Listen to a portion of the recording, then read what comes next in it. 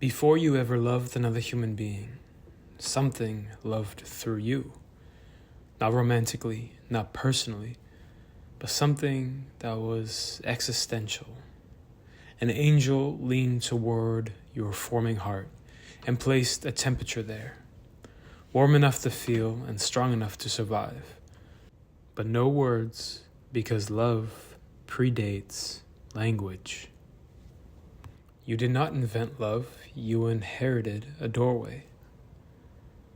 Angels do not experience romance. They do not ache for skin. They do not hunger for belonging.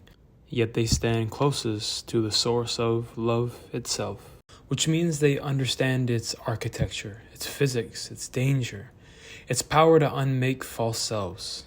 So when you love, you are not merely choosing somebody. You are participating in a force older than identity. Love did not begin as attraction. It began as a recognition, a quiet remembering that separation is not ultimate.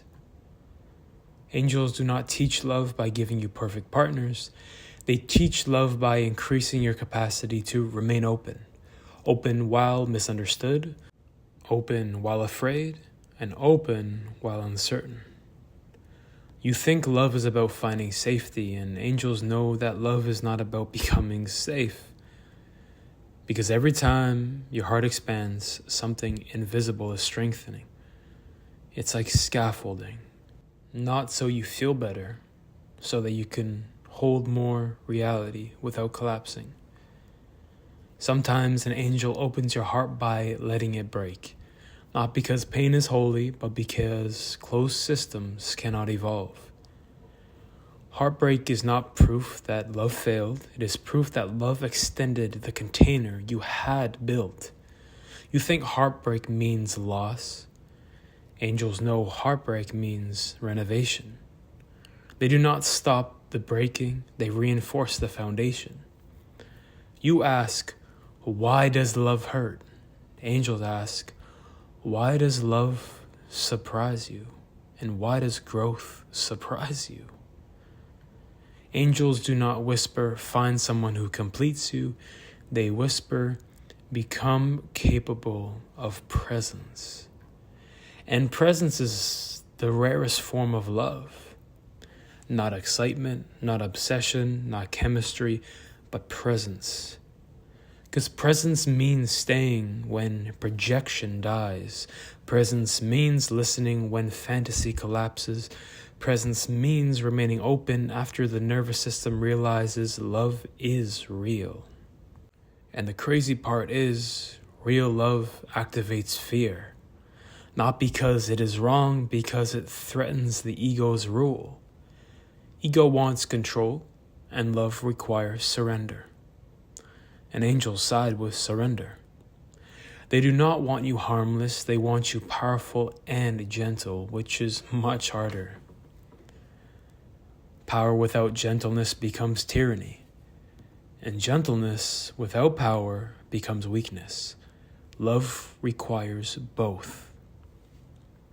When you love well, you feel quieter inside, not empty but aligned. As if many inner voices have agreed to stand down. This alignment is detectable to unseen intelligence, like a tuning fork, returning to its true note. You think you fall in love. Angels know you descend deeper into truth.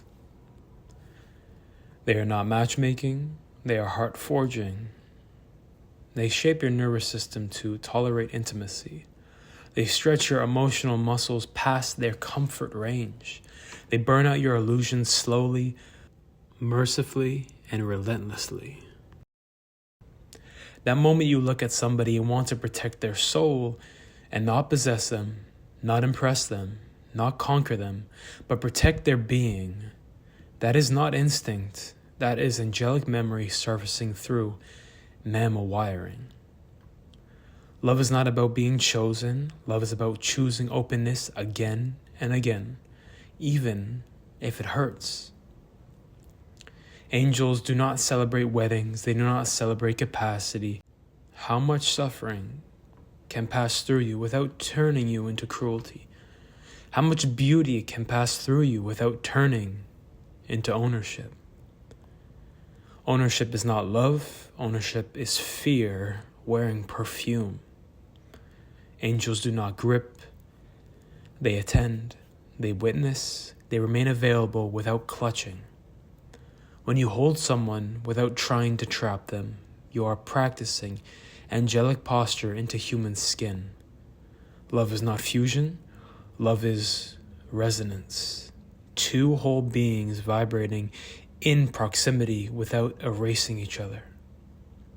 This is why love feels terrifying, not because danger is present, but because falseness is leaving.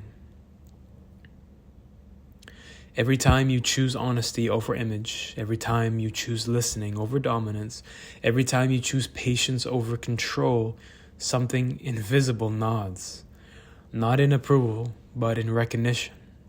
Because you are remembering how love moves. Angels do not intervene loudly, they modulate probability. They tilt moments, they arrange encounters, and they create openings. You still choose, always. They respect your freedom even when it hurts, especially when it hurts, because love without freedom is not love. You are not meant to become an angel. You are meant to become human enough to host angelic qualities without escaping your body. Love is not escape.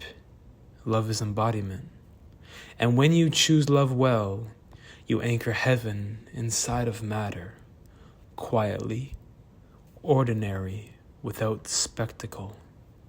No halos and no choirs, just two nervous systems learning to tell the truth in each other's presence.